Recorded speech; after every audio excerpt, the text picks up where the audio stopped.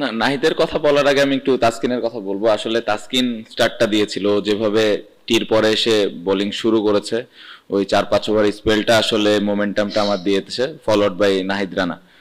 তো রানার আমরা জানি যে ও কত স্পেশাল এবং কত জোরে বল করে, এবং তার সাথে স্কিলটাও স্লোলি স্লোলি ডেভেলপ হচ্ছে, সো অনেক এনজয় করেছে। এবং অপোনেন্ট যেভাবে ভয় পাচ্ছিল ওর এগেনস্টে, এটা দেখতে অবশ্যই ভাল লাগে। সো খুবই খুশি ও যেভাবে টিমের জন্য কন্ট্রিবিউট করছে রেগুলার। ইচ্ছা থাকবে যে ও রেগুলার এভাবে টিমের জন্য কন্ট্রিবিউট করবে। না, আমার মনে হয় যে ব্যাটিং এ আমরা সকাল থেকে ক্লিয়ার ছিলাম আমরা কি করতে চাই। আমাদের অনেস্টলি ইচ্ছা ছিল আরো 15-20টা রান করার, বাট সামটাইমস আমার মনে হয় যে এরকম ব্রেভ ডিসিশন নেওয়াটাও জরুরি। টেস্ট টিমটা আমরা স্লোলি স্লোলি গ্রো করতেছে, ওপরের দিকে যাচ্ছে আমার মনে হয়। সো আমরা একটু সাহসী সিদ্ধান্ত নিয়েছি।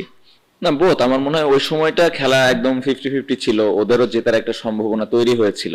সো ওই সময় আমি একটু in and out field placement করেছিলাম, এবং একটা প্ল্যানই করেছি যে কিভাবে রান ছাড়া আমরা বল করতে পারি। কারণ একটা জিনিস ছিল যে এই উইকেটে অনেকক্ষণ ডিফেন্স করে থাকাটাও ডিফিকাল্ট। সো আর আমাদের যে স্কিল আছে, আমি মনে করেছিলাম যে কয়েকটা ভালো বোলিং পার্টনারশিপ যদি আমরা করতে পারি তাহলে আমরা উইকেটের অপরচুনিটিজ আসবে, এবং নতুন ব্যাটসম্যানের জন্য এখানে ব্যাটিং করাটা কঠিন হবে। সো ওটাই প্ল্যান ছিল, বাট ব্যাক অফ দ্য মাইন্ডে অবশ্যই ছিল যে এখান থেকে যেন ম্যাচটা ওরা বের করে না নিত। ফার্স্ট ইনিংসটা বড় হতে পারতো।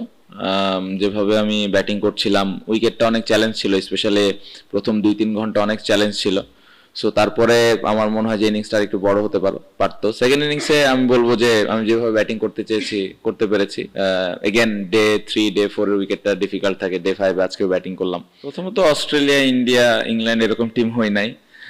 আমার মনে হয় যে ভালো 5টা বোলার আছে, এই জন্য এই সাহসগুলা নিতে পারছি। বাট আমার মনে হয় যে বোলিং ইউনিট আরো ইমপ্রুভমেন্টের জায়গা আছে।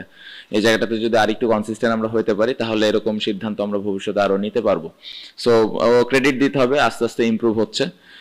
আর রানার বিষয় যেটা হয়েছে যে ওই সময়টা আমি বলতেছিলাম যে যেহেতু উইকেটটা একটু ড্রাই ছিল, ও যত জোরে বল করবে, বলের কন্ডিশনটাও ভালো ছিল, এবং লাইনটা কিরকম হতে পারে এই বিষয়টা নিয়ে আলাপ হয়েছে, এবং ভালোভাবে এক্সিকিউট করতে পেরেছে। এখানে একটু মুশফিক ভাইকে ক্রেডিট দিতে হবে, কারণ উনি রানার সাথে অনেক কনভারসেশন ওই সময় করছিলেন কিভাবে বল করলে বেটার হয়। সো এখানে মুশফিক ভাইয়ের মতো মানুষ যদি মাঠে থাকে ওই ওই হেল্পটুকু হয়ে যায়। সো এখানে মুশফিক ভাইয়ের অনেক বড় একটা ক্রেডিট আছে। না, এই টেস্ট ম্যাচে সব থেকে আমার মনে হয় যে আমরা যে ডিক্লেয়ারটা করেছি এটা অনেক বড় ডিসিশন ছিল, যেটা নর্মালি আমাদের টিম কখনো করে না এইভাবে। সো এই এই জিনিসটা আমাদের ভবিষ্যতে কাজে দিবে, এবং এই সিদ্ধান্তটা হয়তো ভবিষ্যতে আমাদেরকে আরো কনফিডেন্স দিবে যে এখান থেকে এভাবে ম্যাচ জেতা সম্ভব। সো এটা আমি বলবো যে সব থেকে নতুন একটা জিনিস হয়েছে পুরো টেস্ট ম্যাচ। আমার মনে হয় ব্যাটিং সবসময় এনজয় করি, রান না করলে শুধু এনজয় করি না। তো ভালো লাগছে, ব্যাটিং ভালো হচ্ছে।